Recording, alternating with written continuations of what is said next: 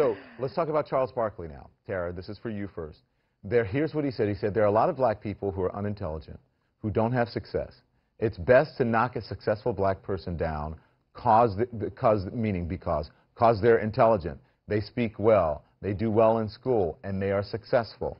He raised a lot of eyebrows this weekend when this audio came out from a radio interview. Here's the rest of some of what he said. When you're black, you have to deal with so much crap in your life from other black people. It's a dirty, dark secret. I'm glad it's coming out. For some reason, we are brainwashed to think if you're not a thug or an idiot, you're not black enough. If you go to school, make good grades, speak intelligent, and don't break the law, you're not a good black person.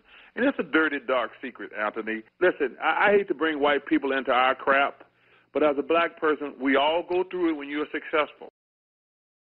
Okay, so, Lord. Tara, he was talking about an African-American quarterback, and he said that, now again, I don't even know if the reports are true. He was saying that about Russell Wilson. He's saying Russell Wilson, members of his team don't think he's black enough and they don't like him. I don't know, that's not our reporting, but he certainly caused a firestorm. What do you make of his comments?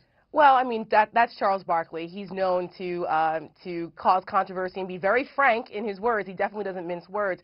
But, I mean, I may not have worded it the way he did, but I understand where he's coming from. I mean, the most racism I ever experienced in my life came from people in the black community from the time I was a little girl, because I was light-skinned, because I have light eyes, because I speak differently, because I'm educated. It was ridiculous. And if you go to my Twitter feed after the show, you're going to see all of the most disgusting, vile things predominantly coming from black folks. And I think that that's unfortunate. It's a sad commentary, and it's something that, you know, Van may or may not disagree, but I can go based off of my own personal experiences, that is a very real thing. The crabs in the barrel aspect. I see it differently, sis. Well, the crabs in the barrel syndrome is definitely, it exists. Okay. There may be other parts of it that doesn't happen to everyone, but it exists. And I think Charles Barkley was brave in actually mentioning it. I understand where he's coming from with that. It's real. Look, listen, I see it differently. Look, I don't think African Americans are unique in having some jealous, hateful people in the community. But I tell you, my experience is wherever I go, African Americans are proud that I have an Ivy League education. I've done well. I get a lot of attaboys and a lot of you-goes from a lot of people, and you always have a few. But what I am concerned about are the people who overreact to the few and then spread stereotypes themselves about our community. The biggest obstacles in our community are not a few hateful crabs in the barrels. We have big obstacles like a prison system that's out of control, arresting way too many African Americans who do the same level of crime as whites when it comes to drug crimes. Van, we have much bigger obstacles than the crabs in the barrel. Here's what I think. I think you're absolutely right on that. But I also think that is an entirely different subject. You can mention one thing and not have to mention the other all the time. You don't have to say, let me preface this by saying, I know there's racism. Of course we know there's racism. We live racism every day. So I think Tara has a point but I just in the think sense, he overstated. I think he overstated. Yeah, I agree with you. But I think Tara has a sense in a point, to a point here, that you always have to preface it and say, okay, listen, I know there's racism, people, but let me just make this observation. Why should you be limited? Why should you be limited as a person and as a professional by always having to give a caveat about something that is I'm not talking about that sense. caveat. I may have misspoken, Don. Let me just say this. He said that the reason we won't be successful is because of other African Americans. Well, and I'm saying that's an overstatement. I don't think that's true. Yeah, I mean, I think that he engaged in hyperbole, but again, that's just Charles Barkley, that's his personality. But I do think the crux of what he said, there is some validity to it. I've lived it. I live it every day. You know, as a minority female conservative, do you have any idea the names that I'm called from black folks? I mean, they call me every name in the book. I don't get that. I didn't have that experience on the other side. Ben, I'm sure you've seen, we've talked Van. about this. You've seen this. I'm sure you've seen my Twitter feed. You've seen the criticism.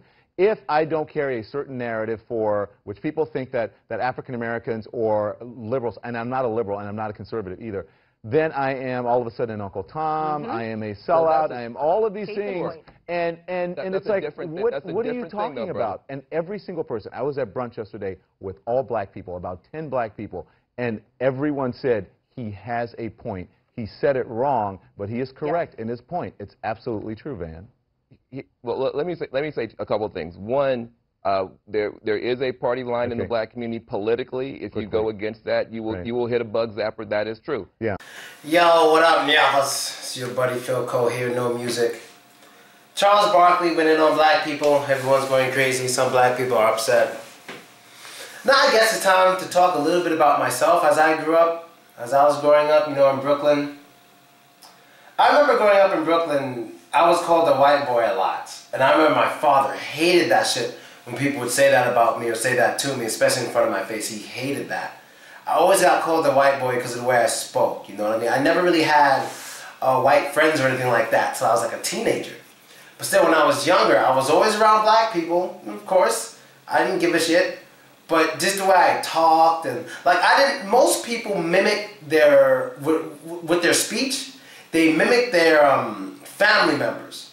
They usually mimic their family members with their speech, or they may mimic their friends. I didn't do either. I mimicked how my teachers spoke. The vast majority of my teachers were always white, even in black schools. And I mimicked the way they spoke. I didn't speak like my friends. I didn't have the accent most of my friends had. I didn't have the accent most of my family members had. I had the accents of mostly my female teachers. That's who I spoke like. I paid attention to their speech and I mimicked it. Grammatically and everything, I mimicked it. Now it's fucking up, as you can see, but I mimicked it. And as a kid, a lot of people say I sound like a white boy. Now, I didn't get made fun of for getting good grades. I always got really good grades. I was always top in the city when I was like, before I was a teenager, always. Math was way too easy for me. Way too easy for me. That's why they always tried to skip me. My father didn't let it happen. Reading, it was really good too. It was like top 98, 99%. But because I was so smart, when I got 98 percentile, like top 98 of the city, I thought I was stupid in reading. I thought I couldn't read well because I couldn't get top 99, like, because the highest you could get is 99. I couldn't get top 99 like I did in math. In reading, I kept getting top 98, 97, 98, 97. I couldn't get 99, and I thought I was stupid. You know what I mean? So, I was typically put in classes I got older with. Once I got to junior high school, they started putting me with the white kids, the Asian kids. And then I got more competitive, and then I was still doing well until I got to high school. That's when shit changed. When I got to high school, that was when shit changed. That's when shit changed. But what I want to get to is what he was saying about black people holding other black people down. Well, for one, I agree with most of what he said. He just went at it a little harsh, but I agree with most of what he said. But subconsciously, we keep each other down without realizing it. And let me give you an example. Whenever I'm on Facebook and I see something nasty or something degrading or something disgusting to black people or Hispanic people or something, it's usually from a black person or a Hispanic person. So violent fighting, a black person posted it, or black people fighting. Some lady taking a shit in the metro stations, a Hispanic lady put it by a Hispanic guy. It's usually us making us look bad, and we got white friends who see this and just think, ugh. And we got black friends who see this and they get used to it. We're used to seeing our people do nasty, stupid shit, because that's what we usually share. That's what usually entertains us. Us fucking up, us being stupid, us, you know, like I said, still, no one's really, not going to say no one, but that 4-year-old black girl who's in Mensa, one of the smartest people in the world, one of the highest IQs in the world, still isn't being spread amongst popular culture and amongst the black people. You think that would be like the #1 story. It's nowhere. You know, that shit is nowhere. Just world star fights. You're all idiots. I mean, we all look stupid. Look how stupid we can look. That's what's everywhere, man. That's what's everywhere. Not the good shit, but mostly that. You feel me? So, yeah, that's one thing. We kind of make ourselves look bad by accident. And then when it comes to on purpose, yeah, crabs in a barrel. You know, a lot of people don't want to see other people make it. You know, and a lot of people see things and just don't understand it and just jump to conclusions when you're around people of other races. So it's amazing to me how some people could watch like a video or two of mine or hear about me and think, oh, he wish he was white because he's always around white people. The fuck is that? Like, anyone who's smart and understands me understands the #1 thing two things I love about myself. That I'm black and that I'm American. Those two things work in my favor beyond belief. Beyond belief they work in my favor. And if you're too stupid to understand that, you're just ignorant. Any smart person would say, only reason people usually like him is because he's a black American guy and not so rare in Russia and Ukraine. Yeah.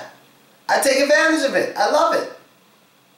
So people think I don't like being black. They're stupid. They're absolutely stupid.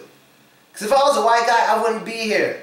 I wouldn't have made it this far. I wouldn't be special. I'd just be another white dude in Russia, speaking Russian, walking around making videos teaching English. I wouldn't be special. But the fact is I'm black and from Brooklyn, of all places, which helps to advertise me so much. So, Charles Barkley, if I could speak to him, I'd say, hey, you put it out there. You don't have to be 100% accurate. Maybe you said it in a harsh way, but it has to be said because it's generally true. But you know what? Like you said, we're not going to get anywhere as a people. I gave up. We're not going to get anywhere. You know what TV show really tried to get our people on its feet? The Boondocks. They tried. That guy, Aaron, he tried, man. He tried to get black people on their feet, but niggas were just busy laughing, but not paying attention. The Martin Luther King episode said it all. People just got offended instead of understanding what he was trying to say. You want to know the number one reason we won't get anywhere? The number one reason? We're way too fucking sensitive. Way too sensitive. If a black person tries to correct the things going wrong in the black community, he's the Uncle Tom. If a white person tries to correct things going on in the black community, he's a racist. We are just way too sensitive. We're not going to get anywhere because we're too sensitive. We can't take the truth when it's bad about us. We can take the truth when it's good. When it's bad, we can't take it. We're way too sensitive. We always want to cry, racism, blah, blah, blah. But if we kill us, it's okay. If they kill us, it's not okay. We're just way too sensitive. I don't have much more to say about this, but I like Donna. That lady's kind of pretty. I just wish she wasn't fat. She look real good, but she's fat. Maybe she married. I don't know. She shouldn't be fat, though. Don't you hate seeing a real cute girl and she's fat? I hate that shit. Anyway, I'm out. Later.